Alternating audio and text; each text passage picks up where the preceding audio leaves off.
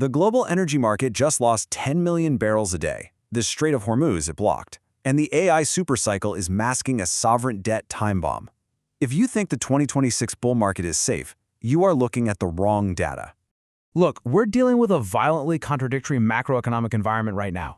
On one side, you've got massive capital just bleeding out of political centers as physical supply chains literally collapse. But then on the other side, soaring AI capital expenditure is completely masking these stagnant global trade volumes. It's a massive extreme bifurcation, and honestly, it's creating a very dangerous illusion of stability.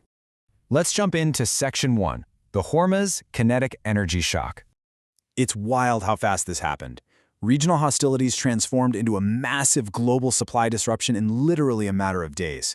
It all kicked off on February 28th with kinetic strikes, which forced Iran to enact a soft closure of the Strait of Hormuz by March 4th.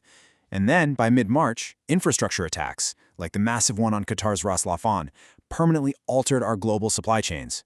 So what does this actually mean on the ground? Well, commercial vessels simply cannot secure the insurance to navigate the strait anymore.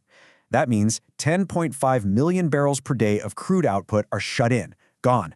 That is roughly 20% of the entire globe's petroleum liquids consumption suddenly vanishing from the market. Now, just a quick note here. The intelligence provided in this briefing is for advanced macroeconomic analysis only and does not constitute direct financial advice. Assess your personal risk parameters before executing trades.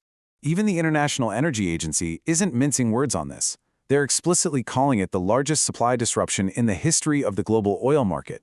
With these maritime routes basically uninsurable, Brent crude violently surged right past $120 per barrel. We are actively importing a massive Hormuz risk premium directly into the global economy. 140%. That is the staggering percentage increase in Asian liquefied natural gas spot prices right after Qatar's production capacity was severed. Places like South Korea, Japan, and Taiwan rely heavily on these shipments. So we're talking about a profound inflationary shock to the world's most absolutely critical manufacturing hubs. Okay, moving on to Section 2, the AI capital supercycle. Now, check this out. 62% of S&P 500 firms are now explicitly citing AI as a productivity tailwind. I mean, this perfectly captures the winner-takes-all mentality that is driving record capital expenditure right now.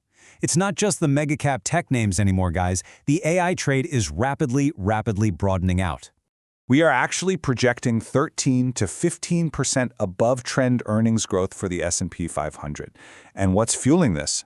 FOMO, the fear of being obsolete. Sovereign entities and giant corporations are deploying practically limitless capital here. I mean, TSMC alone now contributes up to 6% of Taiwan's entire GDP. But here's the catch you have to remember.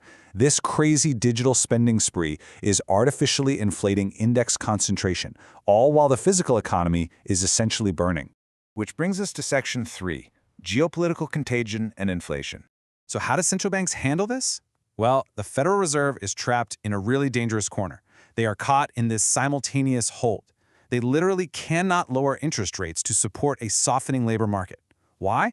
Because that energy-driven inflation from the Hormuz shock is incredibly sticky. The era of zero interest rate policy is completely, permanently over. Let's look at the solution in Section 4, the active management renaissance. In the past, you could just blindly track an index and do fine. But in 2026, passive indexing means you are blindly buying into heavily indebted sovereign issuers and highly concentrated tech names. That's a huge risk. This new era absolutely requires targeted risk mitigation. Institutions are quietly hedging against this credit collapse right now. Subscribe to NextGen Invest Global to get our proprietary sector defense strategies before the retail market wakes up. Think about this. Active ETF market has hit $2 trillion.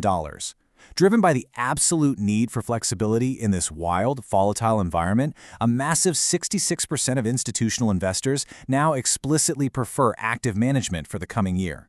This isn't just a trend, it's a complete paradigm shift.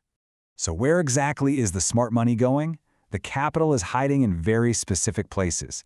48% is rushing straight into investment grade, and 47% is going into short duration. Investors are desperately seeking to capture yield, but they want to strictly limit their duration risk against those high central bank rates. And major players like Morgan Stanley are totally confirming this strategy. They're abandoning broad passive fixed income and rotating into the exact belly of the yield curve. They're using active intermediate duration bonds and heavily targeting agency mortgage-backed securities, intentionally avoiding generic corporate debt. All right, let's bring it all together in Section 5, the ultimate portfolio hedge. $5,000. Let that sink in. That is JP Morgan's massive price target for a single ounce of gold by the end of 2026.